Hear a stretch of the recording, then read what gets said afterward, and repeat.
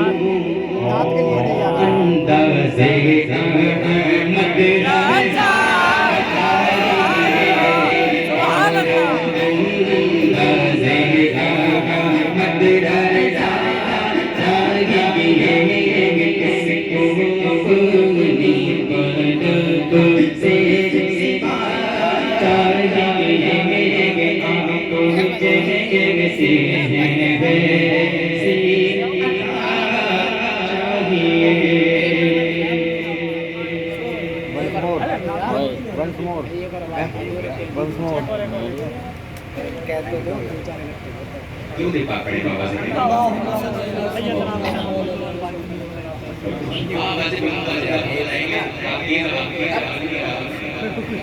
آوازوں کو نکال کر پڑھیں اللہم صلی علی سیدنا مولانا محمد صلی اللہ علیہ وسلم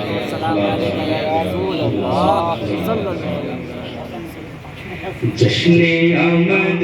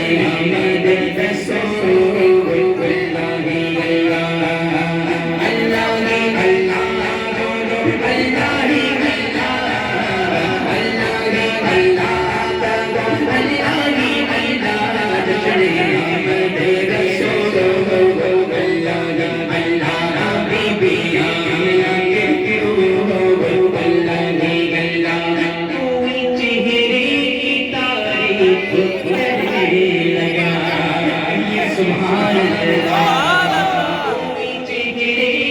تعریف کرنے لگا ظلموں کی تعریف کرنے لگا دیکھ کر مسکرانے لگا مریم بھی خوشیاں منانے لگی آمینہ بھی سب سے یہ کہنے لگی دعا ہو گئی اللہ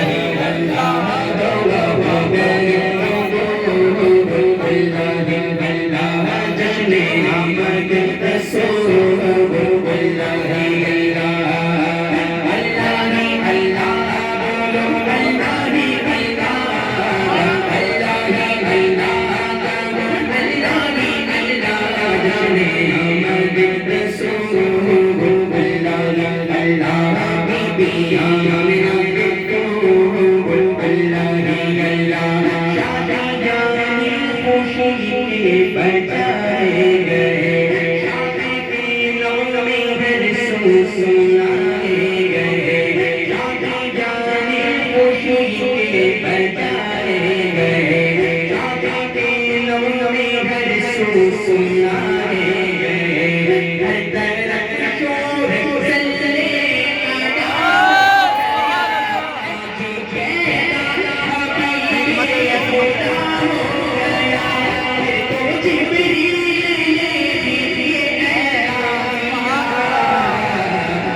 خدا کے ہیں رسول اللہ اللہ خدا کے ہیں رسول اللہ اللہ اللہ اللہ بولو اللہ اللہ اللہ بولو اللہ اللہ جشن آمد رسول اللہ اللہ بی آمنہ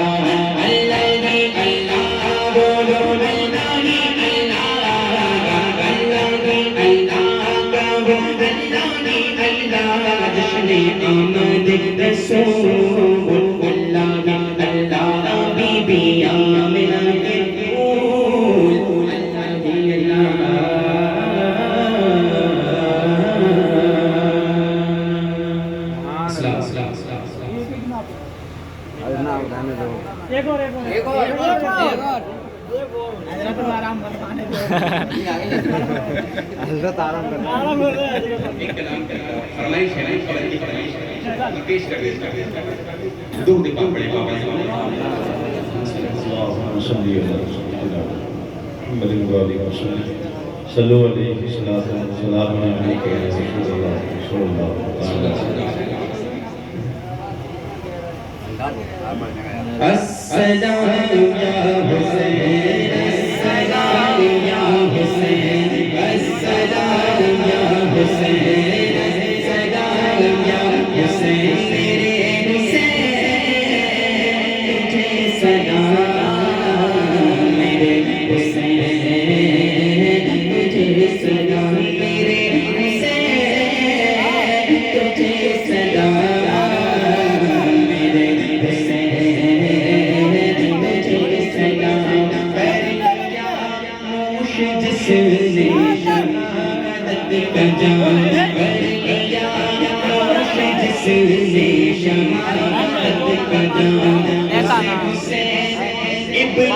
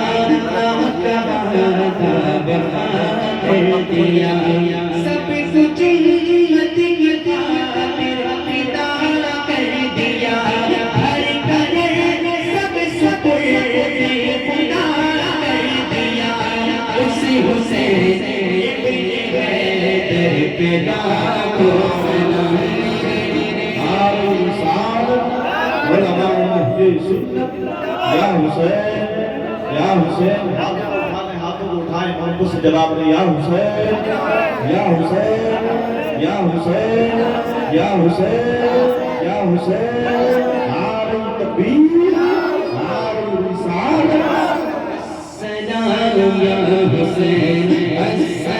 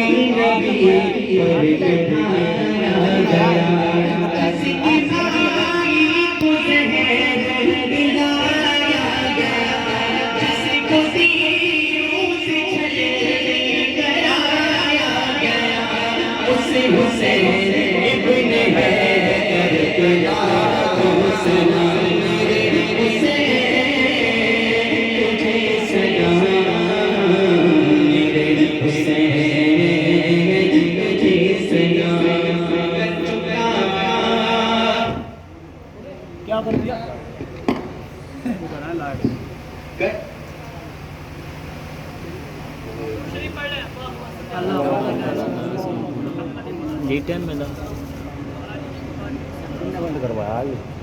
قرآن بھائی ہیں لائٹ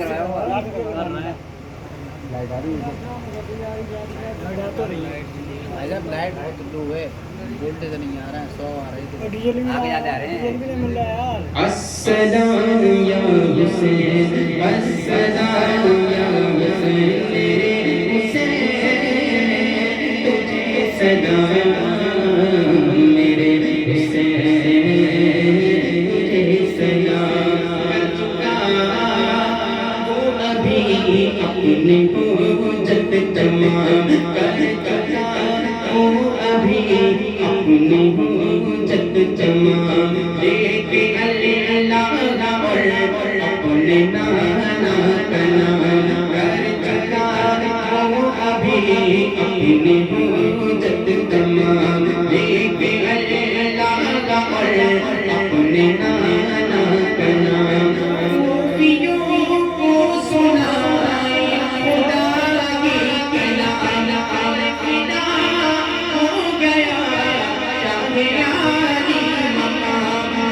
حسین ابن حیدر بلا کو سلام میرے حسین تجھے سلام میرے حسین تجھے سلام السلام یا حسین السلام یا حسین السلام یا حسین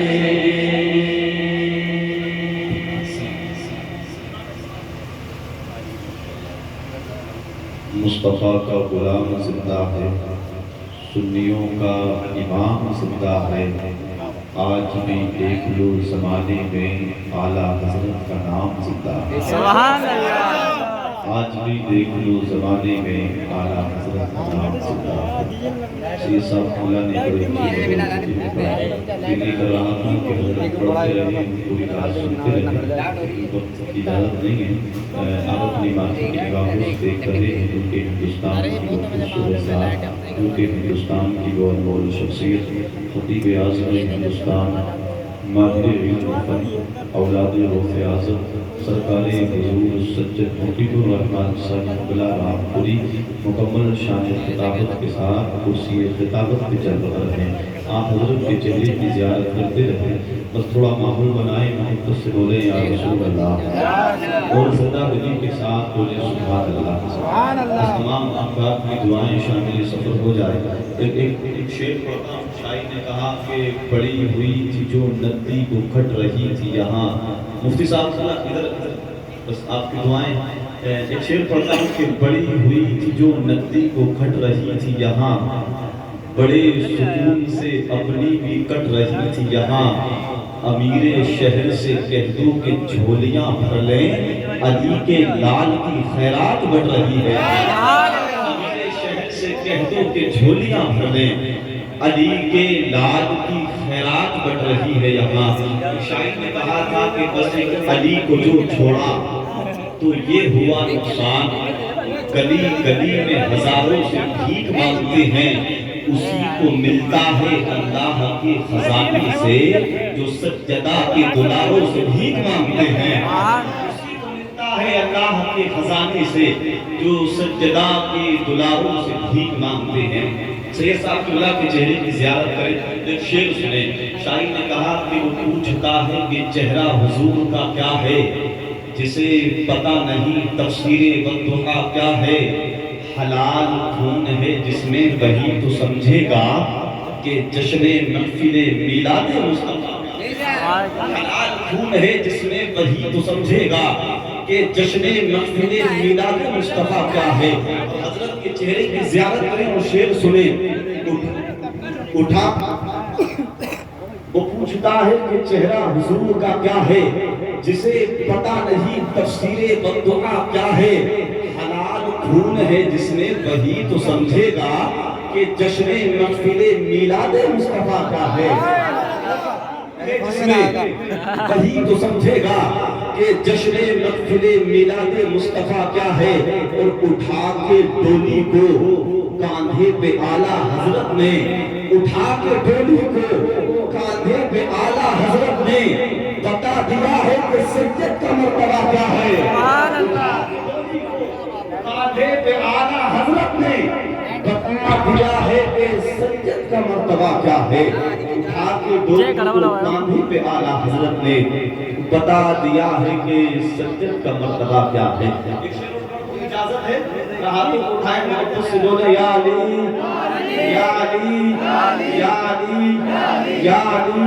شعر سنیں، شاعر نے کہا کہ شکستہ ہاتھ پیروں میں بھی طاقت آئی جاتی ہے، علی کا نام لیتا ہوں تو ہمت آئی جاتی ہے، علی کی جنگ کو میں نے قیامت کہہ دیا تو کیا، علی جس جنگ میں آئے قیامت آئی جاتی ہے، علی کی جنگ کو میں نے قیامت کہہ دیا تو کیا، علی جس جنگ میں آئے قیامت آئی جاتی ہے۔ اور جب تک علی دلوں میں بسایا نہ جائے گا، خلدِ بری کی راہ کو پایا نہ جائے گا۔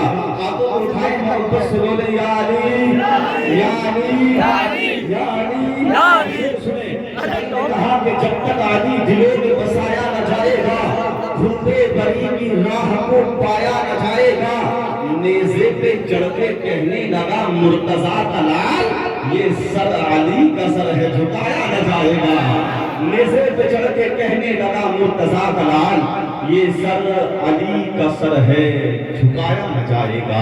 انہی اچھی سماعتوں کے بیچ میں ملک ہندوستان کی وہ انمول شخصیت خطیب اعظم جوان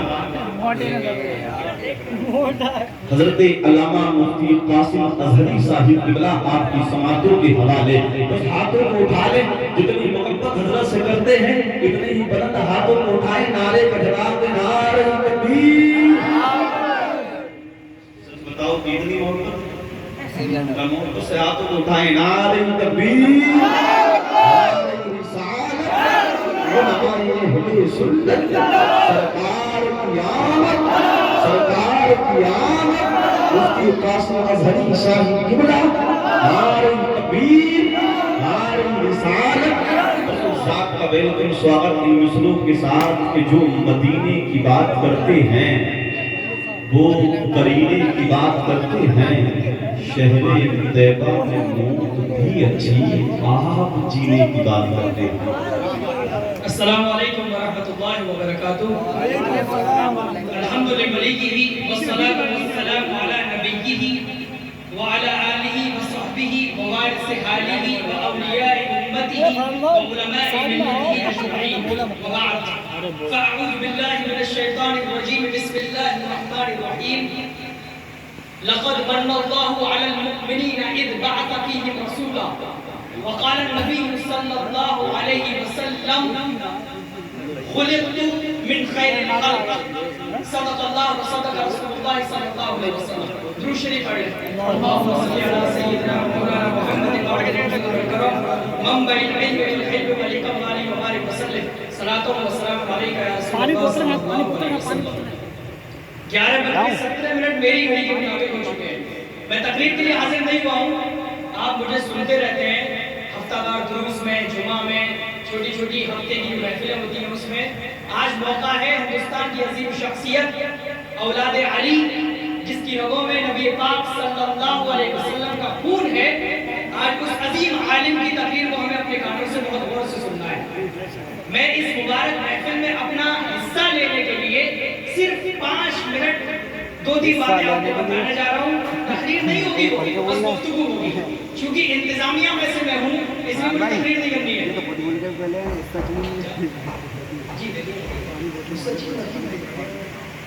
ٹھیک ہے. آپ نے نعت سنی, وہ بھی اولاد علی سے سنی, سید حیدر علی حفظہ اللہ ورعاہ. اور آپ تقریر سنیں گے وہ بھی اولاد علی سے سنیں گے. شہنشاہ خطابت ہندوستان کے عظیم مقررین میں سے ایک مفتی سید مقیم الرحمان صاحب قبلہ جو اتراکھنڈ سے تشریف لائے. اتراکھنڈ سے حضرت یعنی مقیم جو ہے حضرت جو پرسنلی رہنے والے ہیں, جو ریسیڈنس ہے وہ رامپور میں ہے. بہرحال تو آپ کو حضرت کی تقریر سنی ہے. میری 2 باتیں آپ یاد رکھیے جو میں ہمیشہ بتاتا ہوں, آج بھی اس میلاد کی محفل میں حصہ لے رہا ہوں. وہ یہ کہ رسول اللہ صلی اللہ علیہ وسلم کی میلاد کی محفل اتنی عظیم محفل ہے کہ اس کے مقابلے میں کوئی محفل نہیں ہے. اس کے مقابلے میں کوئی محفل, آپ لوگ سو رہے ہیں کیا؟ تو برابر ریسپانس دیجیے نا. اس کے مقابلے میں کوئی محفل نہیں ہے. نا کہ آپ چڑھ رہے ہیں, ورنہ میں بھی سو جاؤں گا باتیں کرتے کرتے. تو میں بتا یہ رہا تھا کہ رسول اللہ صلی اللہ علیہ وسلم کی ولادت اللہ کی تمام نعمتوں میں سب سے بڑی نعمت ہے. آپ کو میں دعوت دے رہا ہوں کہ آپ پورے قرآن میں بسم اللہ کے بعد سے سورہ ناس کے سین تک پورے قرآن میں کوئی ایک ایسی نعمت کا حوالہ دیجیے جسے اللہ نے اپنے بندوں کو دیا ہو اور احسان بھی جتایا ہو. بخاری شریف سے لے کر تمام کتب حدیث میں سے ایک مجھے ایسی صحیح روایت یا حسن یا ضعیف بھی ہو دکھائیے کہ جس میں یہ موجود ہے کہ اللہ نے فلاں نعمت اپنے بندوں کے دی اور ساتھ میں احسان بھی فرمایا.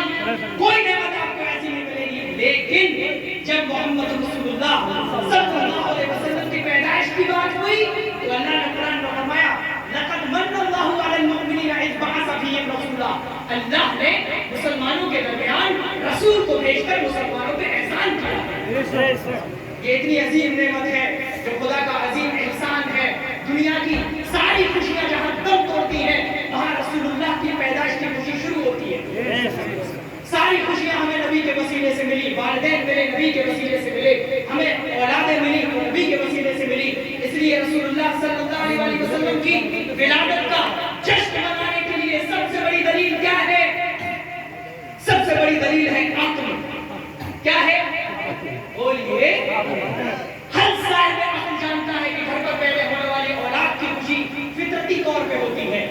گھر پہ پیدا ہونے والی بچی کی خوشی فطرتی طور پہ ہوتی ہے. ایک نیا گھر بن جائے خوشی فطرتی طور پہ ہوتی ہے. تو پھر رسول اللہ کی پیدائش میں خوشی نہ ہو, کیا ایسا ہو سکتا ہے؟ نہیں. معلوم یہ ہوا کہ نبی کی ولادت کی خوشی منانے کے لیے عقل مند ہونا ضروری ہے. کیا ہونا ضروری ہے؟ اور الحمدللہ ہر ایمان والا عقل مند ہوتا ہے. کیونکہ ایمان کی سب سے پہلی دلیل ہے وہ عقل ہے. امام اعظم ابو حنیفہ رضی اللہ عنہ نے فرمایا لو لم يبعث اللہ رسولا لوجب علی العقلاء معرفته بعقولهم، کہ اگر اللہ تعالیٰ اس کائنات میں انسان کی ہدایت کے لیے، انسان کی رہنمائی کے لیے اور دیگر مخلوق کی رہنمائی کے لیے نبیوں کو نہ بھی بھیجتا، تب بھی انسان کو اپنی عقل کی بنیاد پہ ایک خدا کو ماننا ضروری ہوگا. تو یہ عقل اتنی بڑی دلیل ہے کہ اگر جو صاحب عقل ہے وہ ہماری بات کو سمجھ سکتا ہے. آخری بات، میرے 5 منٹ ہونے والے، 1 منٹ بچا ہے، وہ یہ اس میں یہ کہہ دوں کہ رسول اللہ صلی اللہ علیہ وسلم کی پیدائش ایک دم پاک و صاف پیدائش ہے. ہمارے یہاں بچوں کی پیدائش ہوتی ہے تو آپ کو معلوم ہے جو ماں کا گیسٹریشن پیریڈ ہوتا ہے 9 منتھ کا، اس میں ماں کو کتنی تکلیفیں ہوتی ہیں کہ نہیں؟ کوئی انفیملیئر چیز تو ہے نہیں ہے، یہ جانی پہچانی چیز بتا رہا ہوں کہ نہیں؟ عورت کو کتنی تکلیف ہوتی ہے، یہ ٹیسٹ کراؤ، وہ ٹیسٹ کراؤ، یہ کراؤ، وہ کراؤ، اور پھر جب پیدائش ہوتی ہے تو اس وقت کی تکلیف تو بتائی نہیں جا سکتی. بایولوجسٹ نے لکھا ہے کہ باڈی میں عورت کی سب سے مضبوط جو وینز ہوتی ہیں وہ اس کے وومب کی ہوتی ہے، اس کے یوٹیرس کی ہوتی ہے، کیونکہ جب بچے کی پیدائش ہوتی ہے بہت خطرناک طریقے سے اس کا پیٹ تن جاتا ہے، لیکن اللہ انہیں سب سے زیادہ مضبوطی دیتا ہے. تو یہ ماں کو تکلیفیں ہوتی ہے. اور جب بچے کی پیدائش ہوتی ہے تو بہت ساری گندگی اس کے ساتھ آتی ہے. پہلے تو بچہ خود گندا ہوتا ہے، پھر اس کے ساتھ امبلیکل کورڈ، جسے ہم بایولوجیکل لینگویج میں کہتے ہیں امبلیکل کورڈ، سمجھتے ہیں آپ کیا بولتے ہیں اسے؟ پائپ کو، جو ٹنڈی سے انسان کی ناک سے جو بنا ہوا ہوتا ہے، پھر اسے بعد میں کاٹا جاتا ہے، جو ماں کے پیٹ کے اندر سے نکلتا ہے. پلیسینٹا سمجھتے ہیں نا، بایولوجی کا اسٹوڈنٹ بیٹھا ہے تو میری بات سمجھ رہا ہوگا، جسے امبلیکل کورڈ کہتے ہیں. یہ ساری ناپاکیاں ہیں جو انسان کے ساتھ والدہ کی پیٹ سے نکلتی ہیں. یہ کامن طریقے سے سب کی پیدائش ایسے ہی ہوتی ہے نا. کوئی میں عجیب بات تو نہیں کہہ رہا ہوں، بعد میں یہ کہوں پتہ نہیں کہاں سے کہہ دی، ٹھیک ہے. لیکن رسول اللہ صلی اللہ علیہ وسلم ان تمام طرح کی ناپاکیوں کے بغیر پیدا ہوئے، ان تمام ناپاکیوں سے دور، بالکل پاک و مبرہ، بالکل منزہ، ایک دم مطہر، کہ جہاں تمام دنیا کی پاکیاں دم توڑتی ہے وہاں رسول اللہ کی پاکی شروع ہوتی ہے. اور سن لیں، آخری بات یہ سن لیں 1 منٹ میں، کہ رسول اللہ صلی اللہ علیہ وسلم کی پیدائش کا معاملہ اتنا عظیم معاملہ ہے کہ آقا صلی اللہ علیہ وسلم کی پیدائش ہوئی بھی نہیں تھی. سیدنا آدم سے پہلے عالم ارواح میں انبیاء کرام کی ارواح موجود تھی، پھر سیدنا آدم آئے اور پیشانی میں نور چمکا، پھر نسل بعد نسل سیدنا عبداللہ رضی اللہ عنہ. حضرت عبداللہ کون؟ حضرت عبداللہ کون ہے؟ بولیے. نبی کے والد کون ہے؟ تیز بولیے، کون ہے؟ سیدہ آمنہ کون ہے؟